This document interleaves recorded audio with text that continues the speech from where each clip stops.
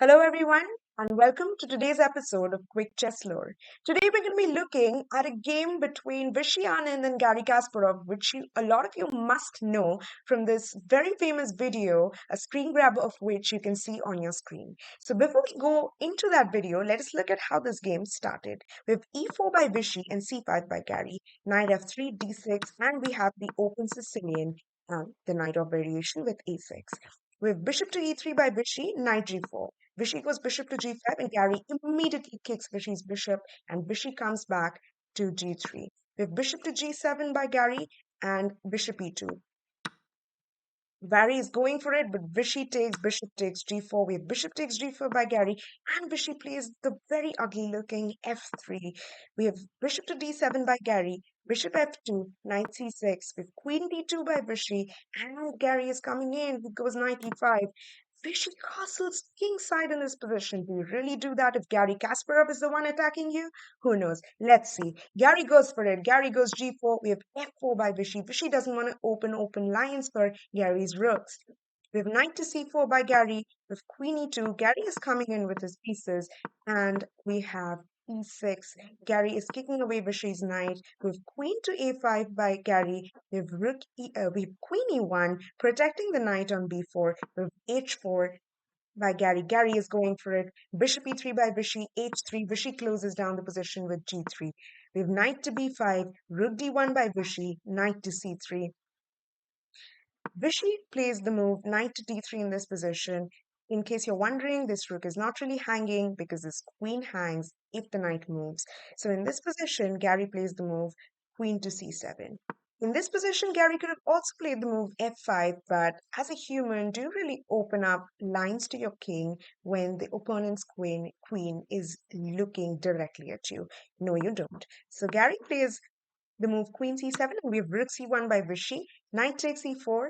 Garry gains one of Vishy's pawns. We have f5 by Vishy. We have e5 by Garry. We have f6 by Vishy, but Garry simply takes the pawn. We have knight to f5 by Vishy. Vishy sacrifices two pawns to get his pieces into the game. We have bishop takes f5, rook takes f5, and queen c6. Garry is now threatening a mate on this square. We have queen to e2 protecting against that mate. We have queen e4. Garry is coming in. We have rook f2, knight d5, and rook e1. And it was in this position that I am going to take you to the live video of the game. Let us look at what happened. This is the reaction that Garry Kasparov had when he realized the move by Vishy that he entirely missed.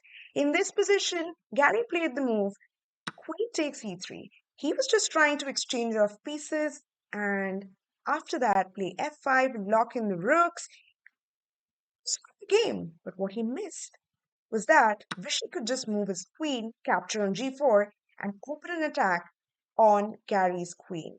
And not just that, this bishop was also hanging by Vishy's queen. Garry has clearly blundered and he is devastated. He goes castles, gives up his queen, Vishy takes it, and we have Vishy taking over the initiative. Garry goes a5, but Vishy just safeguards his king. We have rook to c3, knight b2, knight c2, a lot of maneuvers, but Vishy is cracking through Garry's position. Nothing can be done now, and in this position, Garry plays the move rook h6, but Vishy isn't scared. Vishy just goes king to g3, we have knight to d1, and finally the nail in the coffin with rook f4. Vishy just plans to go here and checkmate the black king. Garry goes e3, but that doesn't stop Vishy from going rook to g4. We have rook h5, and now Vishy just checkmates Garry's king.